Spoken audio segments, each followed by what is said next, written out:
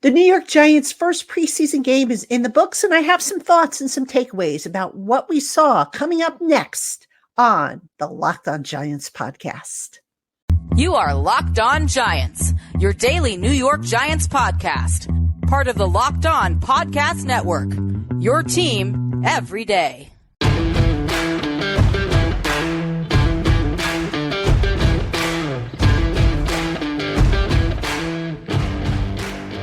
Hello, New York Giant fans, and welcome to another edition of the Locked On Giants podcast, part of the Locked On Podcast family, your team every day. My name's Patricia, and better late than never, folks. Here I am. I did tape this podcast last night after the New York Giants lost to the Detroit Lions in the preseason opener.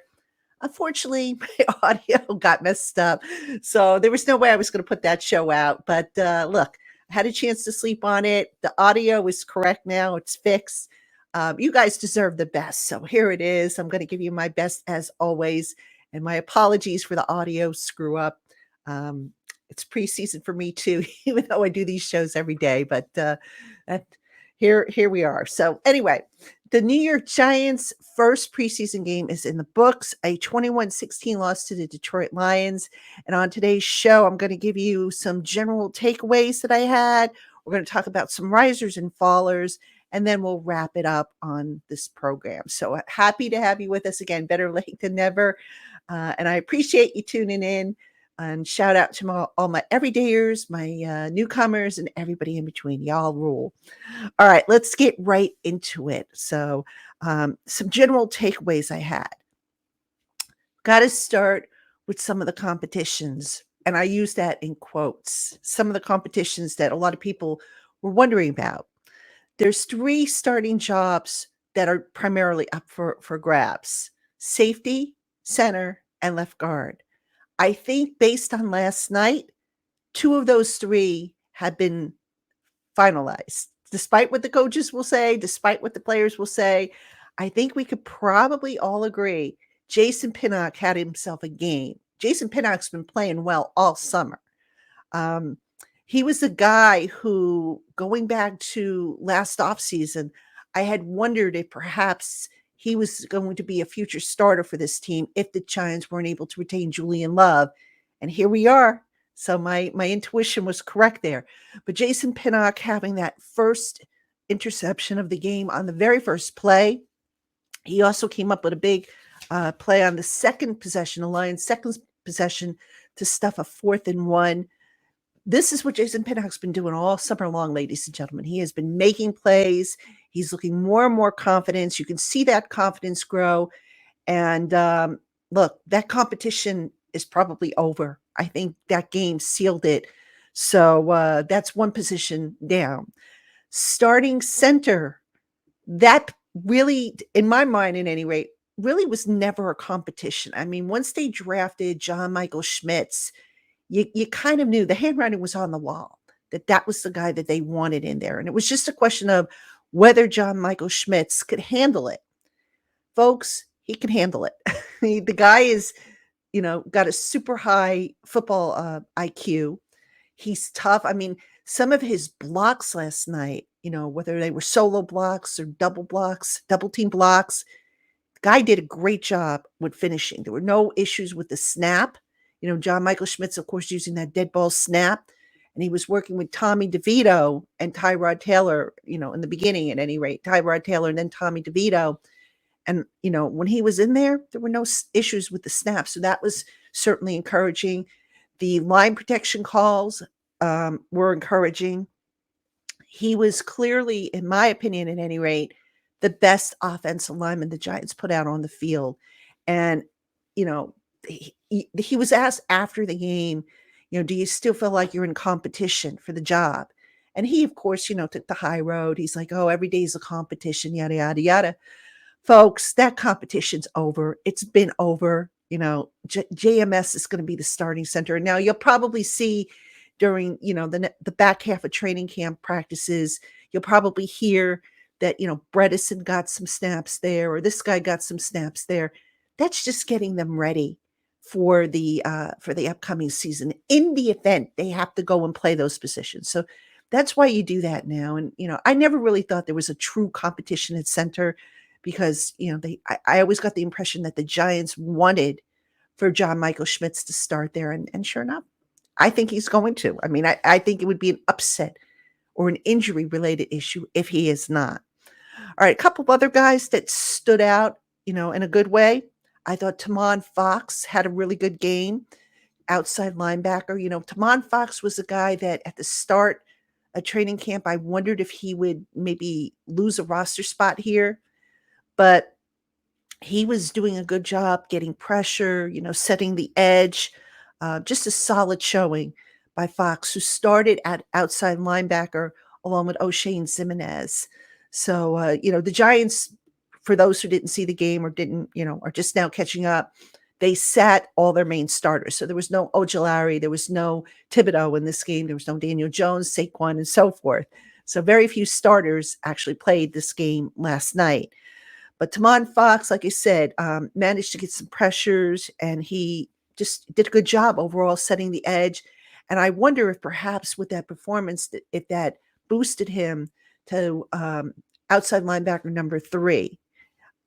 Coming into this game, I thought it was, Thibodeau and Ojulari as 1 and 2 in some order, or 1 and 1A, then Jihad Ward, then maybe Ximenez, Bauer, and then Fox. But I think Fox kind of pushed his stock up, if you will. Another guy, or actually another couple guys I'll mention, the starting cornerbacks, particularly Deonte Banks and Trey Hawkins, both of whom were in there for a good chunk of the game. Good job by those guys with coverage. Hawkins continues to play sticky coverage. I really, really like what I see from him, which was pretty cool. I don't think he gave up very many passes. I've got to go back and look at the tape a little bit more, but I don't recall writing him down and saying, oh my God, or putting an exclamation point or circling him in red or anything like that. So Hawkins finished with five tackles, which was tied for third on the team. He wasn't credited with any pass breakups, but I don't think, like I said, he played such tight coverage that I'm not so sure. I don't remember them throwing at him all that much now that I think about it. So Hawkins with a solid game. Deonte Banks with a solid game. Banks finished with, let's see, he only had one. He was credited with 1 tackle, but, I don't think those two were really tested as much deep down the field. And when they were, there was nothing to be had there. So encouraging to see that as well. So overall, some bright spots from the Giants. And then, of course, I haven't mentioned Tommy DeVito, who was a guy that I know I had some reservations about. I was not impressed with Tommy DeVito back in the spring. There were times in the summer I thought, oh my gosh, what's this guy doing? I thought he would hold the ball a little too long. Folks, last night, Tommy DeVito had himself a game. Got to give credit where it's due. He looked decisive. He looked to be in rhythm. It helped that he was throwing to a lot of guys that maybe he was throwing to, when he took his training camp reps. But overall, 15 of 24, 155 yards, 1 touchdown, 1 interception, pedestrian 77.6 rating. But in the second half, that poor kid was under a lot of pressure by a not so good third string, fourth string offensive line, which we'll talk about a little later. So those are some of the immediate standouts from the game. Now, coming up, I'm going to give you some risers and fallers from last night's game. Do not go anywhere. Hey, Giant fans. These days, every new potential hire can feel like a high-stakes wager for your small business. You want to be 100% certain that you have access to the best qualified candidates available, right? So that's why you have to check out LinkedIn Jobs. LinkedIn Jobs helps you find the right people for your team faster and for free. I myself have used LinkedIn Jobs to find aspiring writers for the Giants Country site that I run over on SI's Fan Nation. And the process is not only super easy, but a big time saver. Simply add your job and the purple hashtag hiring frame to your LinkedIn profile to spread the word that you're hiring. Simple tools such as screening questions make it easy to focus on candidates with just the right skills and experience so that you can quickly prioritize whom you'd like to interview and hire. So don't spend time sorting through endless resumes and dead end leads. Put LinkedIn jobs to work to you today for free by visiting linkedin.com/LockedOnNFL. Terms and conditions apply. Welcome back, Giant fans, to the Locked On Giants podcast. I'm Patricia Traina, coming to you a little late. And again, I apologize for those of you just tuning in. Had some audio issues last night. So they've been fixed. I apologize for them.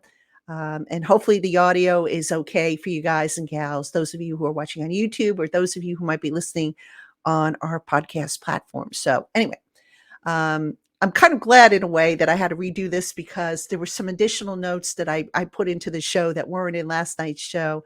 So there's your silver lining. So anyway, let's talk about risers and fallers from last night. Now, I gave you a few in the first segment, guys that stood out, some initial positive impressions. And I'm going to get to the negative stuff too, because it wasn't all pretty last night. But let's get to the risers and fallers here. And I'm going to start off with a guy that I had questions as to whether or not he would be able to make headway, given, the college experience that he had or the lack of, or as I saw it. And a guy that I thought played really well is 7th round draft pick Jordan Riley, a defensive interior lineman. Jordan Riley had kind of moved around a little bit during his college career. He was a 7th round pick. I figured, he had developmental prospect written all over him. He only logged one assisted tackle, but you know what? The game wasn't too big for him, against the competition. I thought he looked, he never looked out of place. He looked like, he had a firm grasp on what he was doing. And I mention him because coming in, this was one of the concerns I had about the Giants, the position groups. The Giants have some injuries on that defensive front. They didn't play Dexter or Leo, both of whom got the night off. Raheem Nunez-Roches had an injury, didn't play. DJ Davidson is still sitting on PUP. Ryder Anderson is missing, he's still missing some time with his injury. So this was an opportunity for some of these young guys to step up and really, show what they're capable of doing. Jordan Riley, I thought, did so. Stepped up, did not look out of position, had himself a decent game. Was it perfect? No. I mean, I don't think anybody played a perfect game. I don't think a perfect game really exists, if I'm being honestly. But Jordan Riley, what was interesting about him is he was double teamed on nearly every play. And he fought. He held up. So, I give the young man credit. I'd like to see him, maybe find a way to start, excuse me, defeating some of these double team blocks. But overall, I thought the young man had a solid night. So kudos to him. An underrated guy that I thought had a positive showing, to Sean Bauer, who the Giants signed just before the start of training camp. He basically took Ellerson Smith's spot on the roster. Good physicality on the edge. Bauer, who's a 7-year veteran, had 5 tackles and a red zone pass breakup, I think it was, that was, if I remember correctly, would have been a touchdown had it been caught. So that was pretty good. Bauer's not really a pass rusher, but really good against the run. So I don't know if he's going to make the roster, but I thought, his showing was pretty positive. Definitely. Micah McFadden had himself a game to where he maybe had a little boost, if you will, to his stock. Micah McFadden, of course, competing with Darian Beavers for the ILB 2 spot. McFadden, he had 1 tackle, but it was very impressive. Basically, he blew up a play. And we've seen Micah McFadden all training camp long get into the backfield and blow up plays. Now, he's not the most, athletic out there. He's not the quickest out there. He does look a little quicker, but he had himself a solid game with his opportunities. Carter Coughlin, another linebacker, inside linebacker, who had a good night, both on defense and on special teams.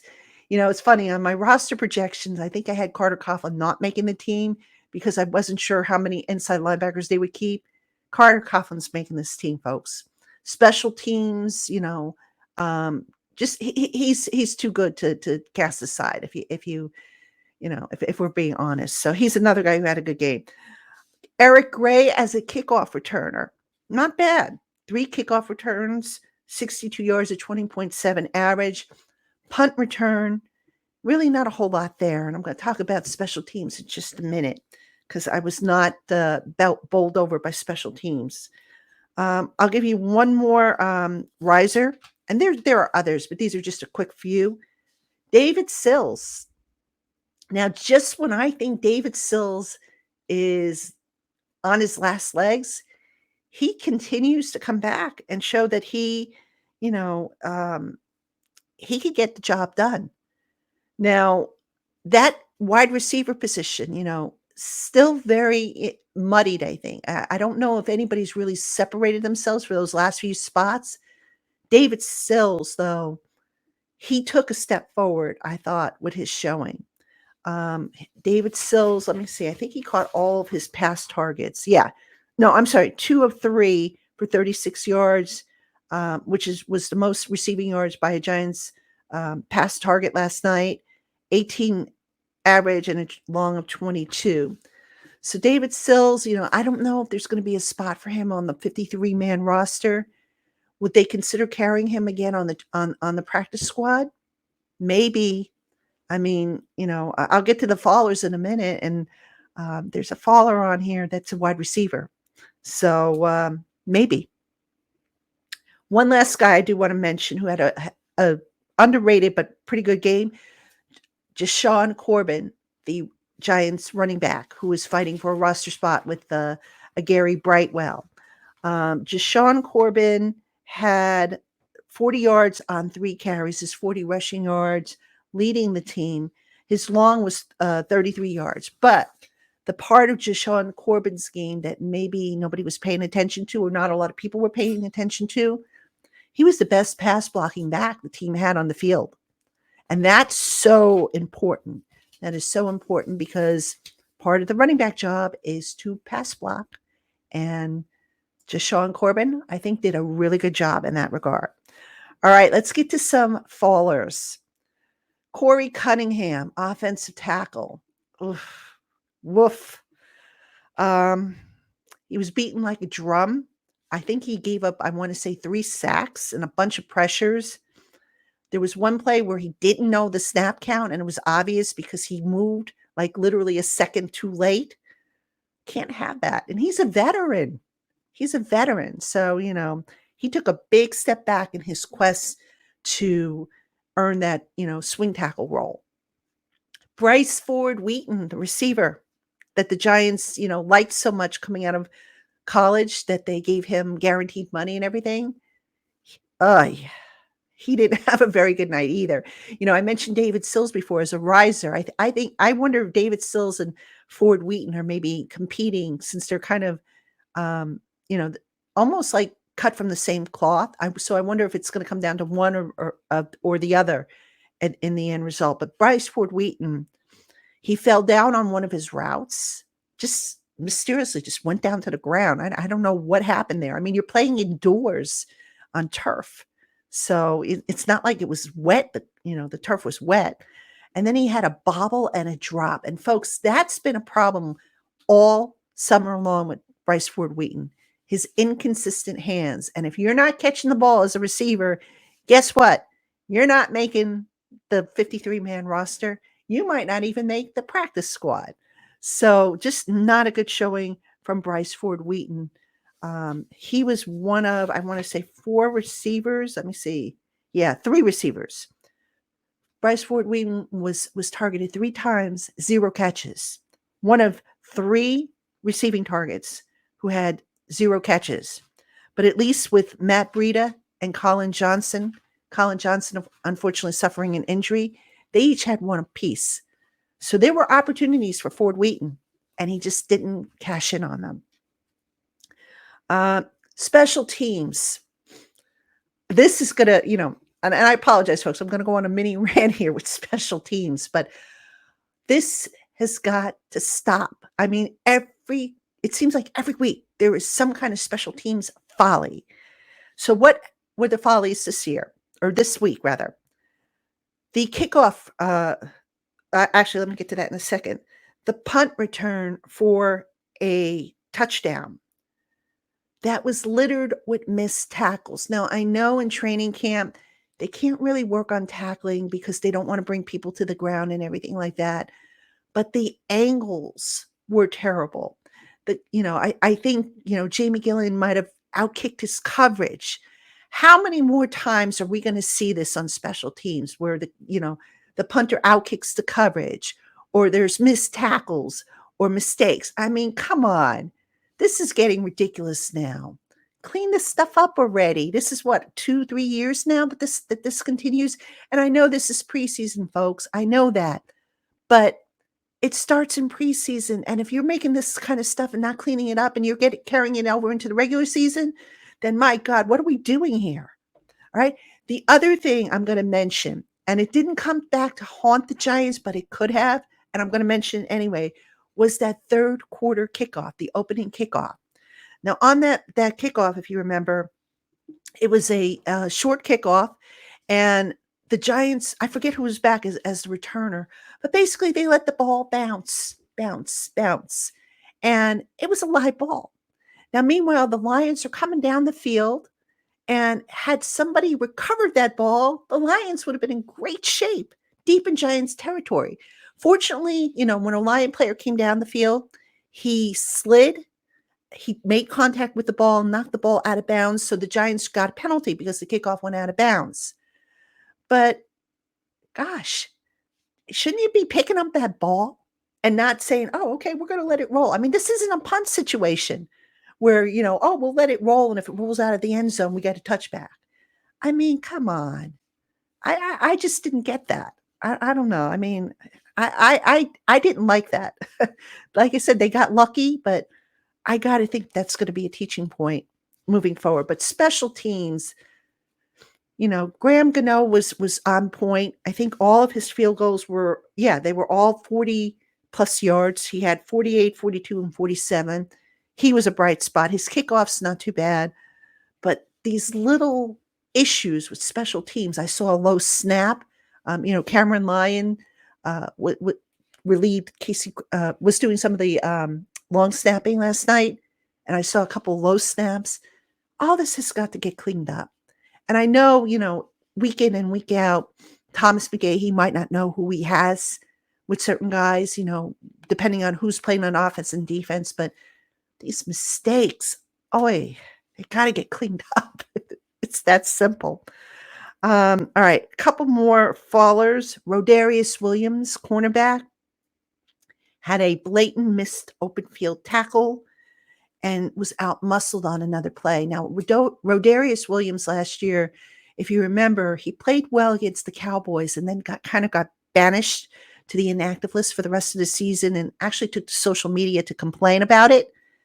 So Rodarius Williams, I was surprised that he actually made it to camp. I thought for sure the coaches might be done with him, but he did. And he hasn't really done much to stand out. So I would say his roster spot is probably in jeopardy.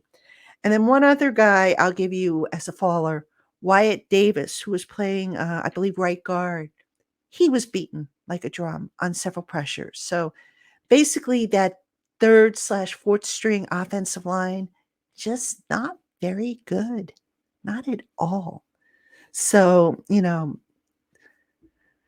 it is what it is, folks, but some concerns, mild concerns. It's one game, but the Giants still have a lot of work to do. So, all right, coming up next, some final thoughts. Don't go anywhere. All right, Giant fans, welcome back to the Locked On Giants podcast. I'm Patricia Traina, and some final thoughts on the Giants' first preseason game, this one against the Detroit Lions. Overall, I would say the earlier units competed well, but I think the biggest takeaway is that the Giants still lack depth in some key spots. I mentioned offensive line. Um, Receivers still needs to be sorted out a little bit. I think some of the bottom part of the cornerback roster needs to be sorted out somewhat.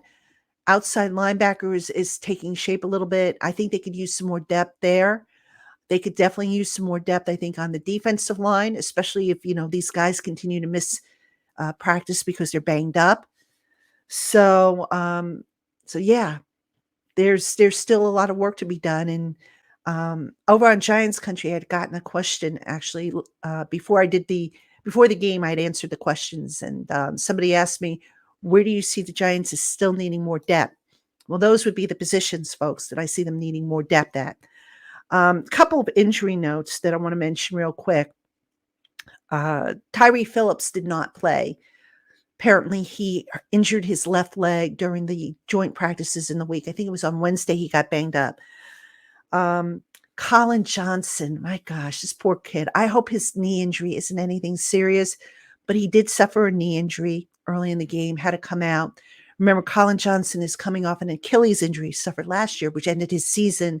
He'd been looking pretty good in camp and, had been running well. And now he's got this knee injury. And my goodness, I hope he's not, it's not season ending, because this poor kid cannot catch a break. And it's really a shame. The other injury, there were a couple of other ones that were mentioned. Brian Dable mentioned that Nick McLeod had something with his stomach. That wasn't announced on the broadcast, but that was, mentioned afterwards. And then Cordell Flott, who's been competing for the slot cornerback job and hasn't really made headway, in my opinion, in that spot. Cordell Flott suffered an abdominal injury. So we'll find out today from Brian Dable how, where those injuries stand, hopefully. Speaking of Cordell Flott, I got to give a shout out to Darnay Holmes, because every single year, and I'm guilty of this too, it just seems like the Giants are trying to replace him. And every year he seems to hold up and survive the challenges. Now, obviously, the training camp is not over yet, but thus far, if we're being fair, Darnay Holmes has been the best slot cornerback in camp. Yes, there's been that, that formation where Dory Jackson has come down in the slot, but Darnay Holmes right now looks like he's got the inside track to hold on to that job. And good on him, because, he might not be the biggest guy. He might not be the most physical. Yeah, he was, the team leader last year in penalties, but the kid is scrappy. He's a fighter, and he's not going down without a fight. And I admire that in him. All right, Giant fans, that's going to do it for this edition of the Locked On Giants podcast. Again, thank you for your patience while I work through the audio issues. Better late than never. To give you an idea of the rest of the upcoming schedule, the Giants are off on Sunday. They are back at training camp practice on Monday, Tuesday, Wednesday. Those practices are closed to the public. They will be open to the media, so I will be there for Monday and Tuesday. Wednesday is going to be a cards practice, and then Thursday is a walkthrough, no media access. Friday, the Giants and the Carolina Panthers at MetLife Stadium. So that's what we've got coming up. Hope you will tune in. And as for, today, that'll do it. Have a great rest of your weekend, and I will see you, ladies and gentlemen, on Monday.